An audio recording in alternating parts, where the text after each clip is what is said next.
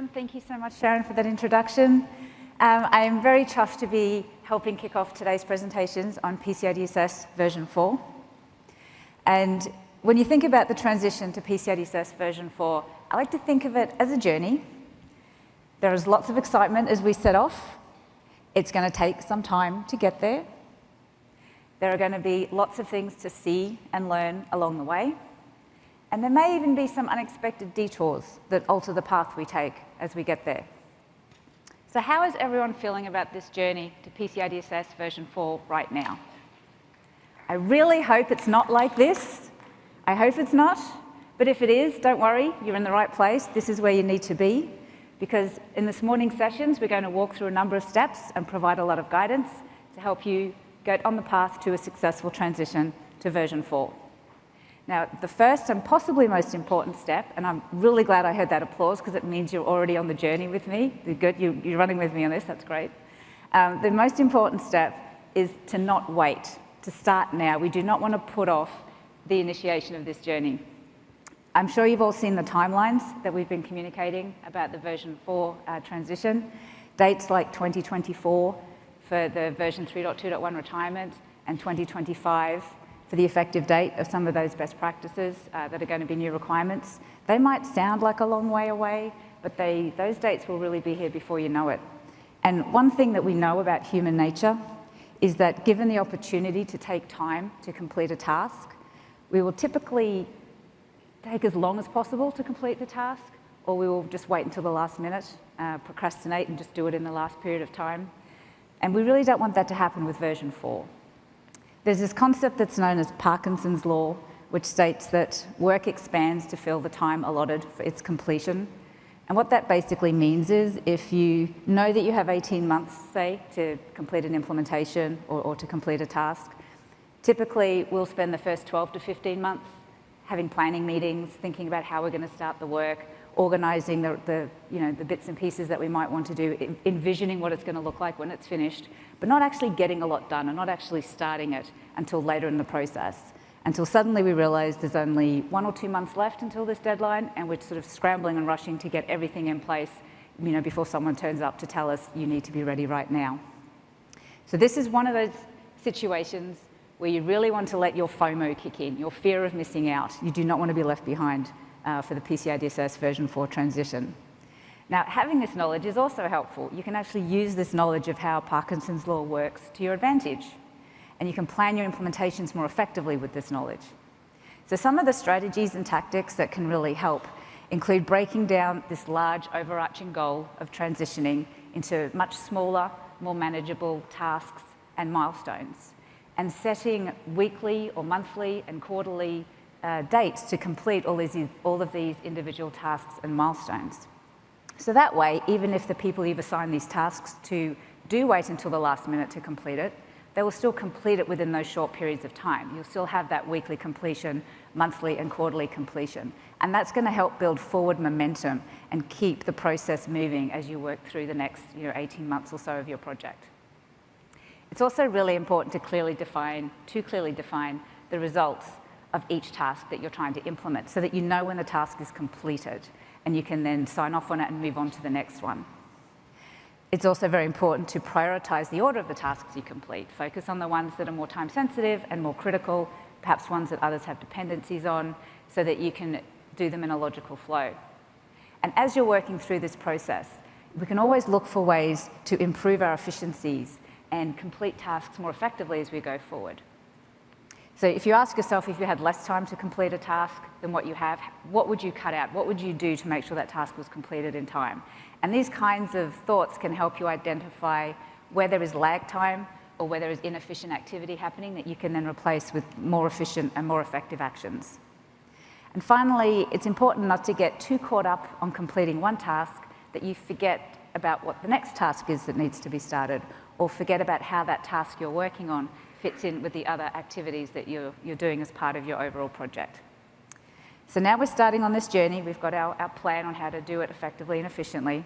As we start moving forward, an important next step is also to make sure you stay and keep your security strength happening as you go. Now this means if you're already doing PCI DSS version 3.2.1, don't let those good security controls lapse or slip while you're focusing on any changes for version 4. And if you're new to PCI DSS, perhaps you have your first assessment coming up, or you're not sure where to begin with version 4, I'd suggest looking at the defined approach as a potential starting point. The defined approach does provide a very clear path on how to meet some of the requirements, and this can be a simpler approach than try to jump into perhaps a more complex, customized approach. But whichever approach you're going to take, whether it's defined or customized, it's important to choose the approach that's right for you and for your organization. And in order to do this, it's really important that you understand the new version 4 requirements thoroughly. So reviewing the requirements and the updates that have been made to them isn't only about looking at new requirements. There are a lot of other changes in the requirements as well. Many requirements, in fact, I think every requirement has had its language updated. There is new wording included there. Many requirements have been renumbered. Some requirements have actually been removed or combined with other requirements. And then, of course, there are some that are currently best practices with a future dated requirement date. So there's a lot to understand about the new requirements and the altered requirements between version 3.2.1 and 4. And this is where the summary of changes is a really key reference and resource for you. And that will also help you, as well as understanding what the new requirements are and what's changed, it'll also help you identify your control areas and how you can map those to the new requirements in version 4. And so once you understand your controls, you understand your new requirements, you understand the version 4 requirements, you can then analyze the changes and determine areas that you may need to focus on. Now, version 4 does include a lot of guidance, new guidance and expanded guidance to help with this analysis and understanding what is new in version 4. So as well as the summary of changes, I definitely recommend having a look through the glossary. There's a lot of new and updated terminology in the glossary that helps explain the terms used in the standard and clarify their intent. There is also detailed guidance for every requirement. And there's also a lot of new guidance included in the standard at either end of the requirements, both in those introductory sections and in the appendices at the end. And even if you're used to completing a self-assessment questionnaire or an SAQ, as well as understanding the changes within the self-assessment questionnaire itself, I really strongly encourage you to actually read the standard. Many organizations that do self-assessment questionnaires don't actually look at the entire standard. They don't open the 350-page document, which I can understand can be a little daunting. But all of this guidance that's in the standard also applies to the requirements in the SAQ. The requirements that are in the SAQ are the same as those in the standard. So if you're an SAQ merchant and you have your subset of requirements here that you need to meet, look up that requirement number in the standard, and then you will find all of that guidance about that requirement that can also help you implement it in your environment when you're doing your self-assessment. Also, if you are an SAQ merchant or an SAQ service provider and you'd like some more information about what's new, stick around for the next session because we're going to delve into those a little bit more as well. We were talking about choosing the validation option that's right for you. So how do you know whether you want to do defined approach or customized approach? Whichever choice you take, it's important that it aligns with your organization's security strategy and that it fits the controls that you have or the technologies you use, the processes that you're planning to implement are actually supported by the approach that you take. If you are considering the customized approach, then it's really important to understand what it entails before you jump in. This is a new approach, there's a fair bit of complexity around it. So do some walkthroughs, do some practice sessions walking through how you would document your customized implementation, walking through what the testing is you need to do, and actually start doing some of that testing of your customized implementation to make sure that it stands up to the requirements and actually meets that customized approach objective. Now, if you're currently using a compensating control, you may be thinking, do I stick with that or do I do customized approach, or what do I do with my compensating control with version 4?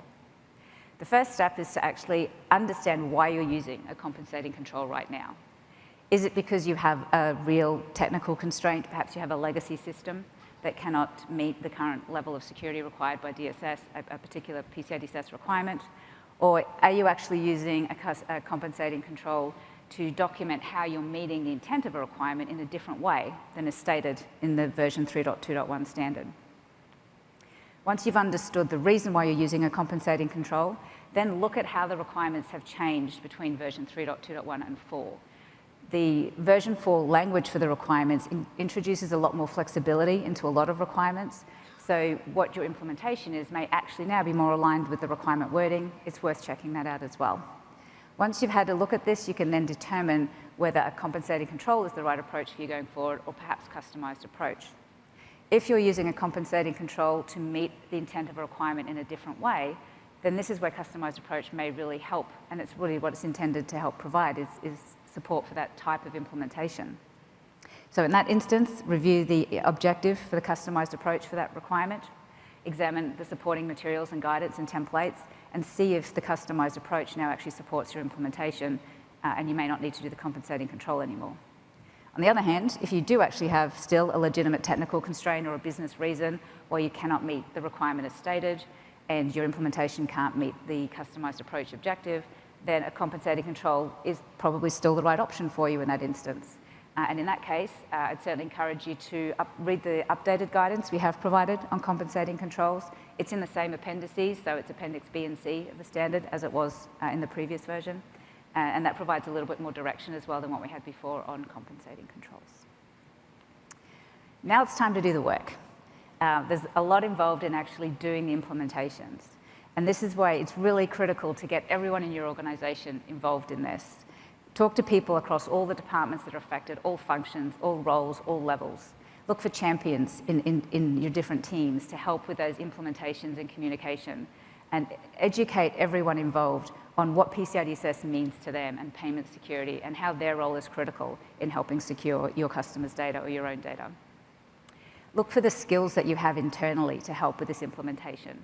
As well as the technical skills, you'll also need people with good project management skills, making sure they can stay on top of those project timelines and milestones and document results, etc. And documentation is going to be key for this implementation plan. There's the project itself, the steps, the milestones, the progress, the status, as well as the actual controls and control mappings that you have in place so that you can identify any gaps between your implementations and the version 4 requirements. There's also some new documentation requirements in the standard itself that you'll need to be aware of, such as documented roles and responsibilities for different security areas, the targeted risk analysis, and so on. And if you're doing customized approach, there is even more documentation. There's the controls mapping matrix, there's the testing that you need to do, and so on. And this is where partnering with qualified professionals and using validated solutions can also help. Working with trained professionals such as ISAs and QSAs is really critical to have folks who have completed that PCI DSS version 4 transition training helping you work through your implementation. And the listings on our website, hopefully you've all seen this, you can now go to the listing of an ISA or a QSA and see who has completed that version 4 training. Leveraging validated solutions such as point-to-point encryption solutions or the software security framework standard solutions, either secure software products or secure SLC listed vendors, they can also help bring robust security into your environment because they have already been validated as meeting a solid set of security controls. And also within your own organizations, identify the skills, any skills gaps that you might have with your own teams. Look to make sure that if you are implementing new technologies, you're training your people in those new technologies, and start training them now, because when you need to have the SMEs in your environment, you want them already trained and in your environment. And as you're working through this implementation process, think about gap assessments as one of your best friends here. It's really critical for you to know that you can validate your controls before someone actually turns up and requires that you validate your controls. So doing some early planning and analysis can really help identify areas that you may need to focus more on than perhaps you thought before. One example of this would be for organizations that aren't perhaps used to doing authenticated scans for their internal vulnerability scans. The first time you do an authenticated scan, you will very likely find vulnerabilities that you hadn't found before because you're using a different type of scan that's looking in different places. And it's going to take time to look at the results of that scan and understand how you're going to address any of those new vulnerabilities that you found. And you don't want to be waiting to the last minute to get that information. You want to be starting as soon as possible. And of course, it's very important to keep your scope up to date as you work through this process. As you're implementing new technologies or new processes or updating your documentation, make sure that you're including all of your in-scope systems and locations and facilities, and all the people who need to know about it are kept informed as well. As you're doing the implementation, look at it from a continuous process perspective. Focusing on security as a continuous process will help avoid that constant or ongoing cycle of implementing short-term remediation fixes in order to be able to pass through a particular assessment, be it an annual assessment or whatever it is, and then finding that you have to implement more short-term fixes further on down the line again. Continuous security will help avoid those situations. Make sure that you're implementing the right controls for your organization. If the controls meet your organization's security goals, you're much more likely to be able to maintain them because the value of those controls to your organization will be well communicated and understood. And this is why it's important to build security into your business as usual practices as part of your organizational culture. That way, if a control failure does occur, it will likely be detected much more quickly and you'll be able to address it and avoid any serious impacts. Now, the journey is going to come together for you all in a different way. What your journey looks like will look different to your journey. It may look something like this, it may look completely different. But this is just an example of what that path might look like. Again, important to start now. Start assigning those resources, reviewing the requirements, planning your implementations and updates, and training your staff in the version 4 requirements themselves, and also in any new technologies or processes that you're looking to implement. And then you're doing all the work. This is going to be the bulk of the next period of time, is actually implementing any updates that you need to implement. Do those control mappings between your implementation and the requirement. Address any gaps that you've identified and validate your work along the way. Perform ongoing internal assessments to confirm that what you've implemented so far is going in the right direction and does meet the objective that you're trying to meet. And this will be a continuous process. As you implement an update or a control, make sure that you're validating it as you're working forward and implementing the next update and control as well. And don't leave those future dated requirements until the end of the process. Even if you are planning to implement other controls first, you've got your priorities in order, so you have certain controls implementing before you implement other ones. The controls that you implement now also need to be able to be compatible with and to support those future controls that you may not be planning to implement for another year or so. So keep that long vision in mind as you're looking at implementing your controls along the way. So to recap on just some of the recommendations that we've been through today, important not to delay. It's important to jump into this right now. The time will come before we know it. The time will be here when all those deadlines are met. Keep your security posture strong as you move forward. Make sure you understand the PCI DSS requirements and the changes that are in the standard, and choose the validation option that's right for you and your business. Engage the expertise of your internal teams and external specialists. Follow good project management practices, and make sure you document everything as you go. Using qualified professionals and validated solutions can help with this as well. And using qualified professionals will also help bring your people up to speed. If you have internal teams and you have an ISA, leverage your ISAs to help communicate to your internal teams what they need to know about PCI DSS version 4. Remember that gap assessments are really your best friend here as far as keeping on top of your own control implementations, making sure that you're prepared for the assessment before the assessor arrives, and focus on implementing security as an ongoing process within your organization.